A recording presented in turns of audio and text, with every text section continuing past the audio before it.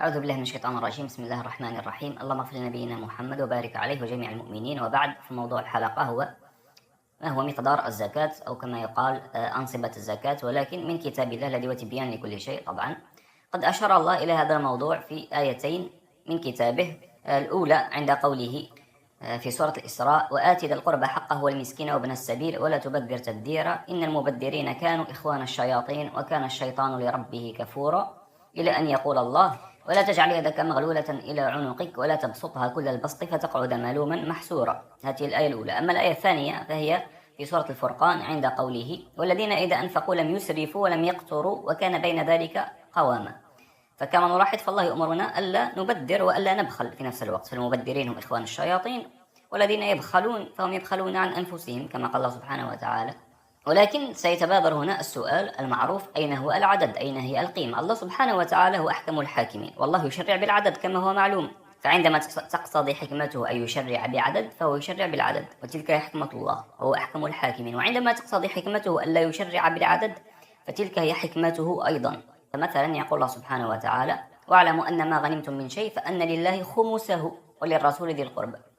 فكما نلاحظ في غنائم الحرب هنا في قتال المعتدين الظالمين، فالله سبحانه وتعالى حدد الخمس بألا يأخذه الجيش ويذهب في مصارف أخرى، فهو عدد كما نلاحظ 4 أخماس 80% تذهب إلى الجيش.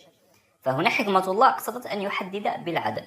كذلك كما هو معلوم في كفارة اليمين مثلا: إطعام 10 مساكين من أوسط ما تطعمون أهليكم، فقال 10 مساكين فحدد بالعدد وبالصفة: من أوسط ما تطعمون أهليكم. كذلك الذي لم يجد الهدي في الحج فهو يصوم 3 أيام في الحج و7، ثم يقول الله سبحانه وتعالى: تلك 10 كاملة.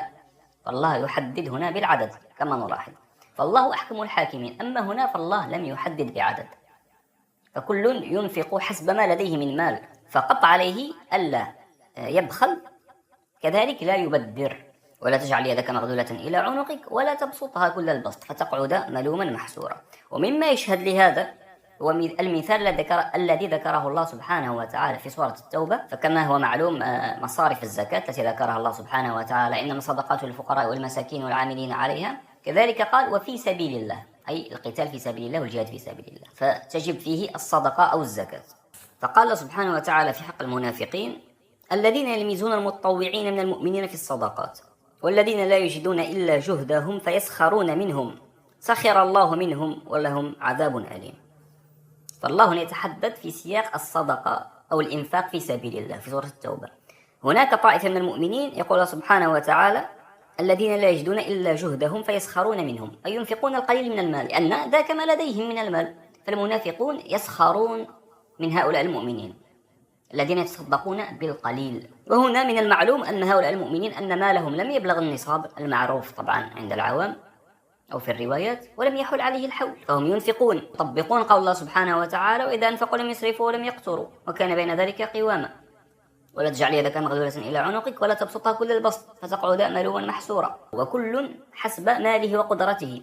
أما إذا قلنا بهذه المسألة بلوغ النصاب وحولان الحول ثم تخرج منه نسبة 2.5%، والله لم ينزل هذه النسبة في كتابه الذي هو تبيان لكل شيء، مع أنه تحدث عن أرقام ونسب في تشريعات أخرى كما ذكرنا منذ قليل. إذن فهذا هو مقدار الزكاة من كتاب الله. فالمقدار متروك للمؤمن، والمؤمن عليه ألا يبخل وألا يسرف ويبذر. إذن هذا هو المعنى الذي أردت أن أشاركه معكم في هذه الحلقة. هذا والله أعلم. اللهم اغفر لنبينا محمد وارحمه وبارك عليه وعلى مقامه وارفع درجته جميع المؤمنين. إلى لقاء آخر إن شاء الله، والسلام عليكم.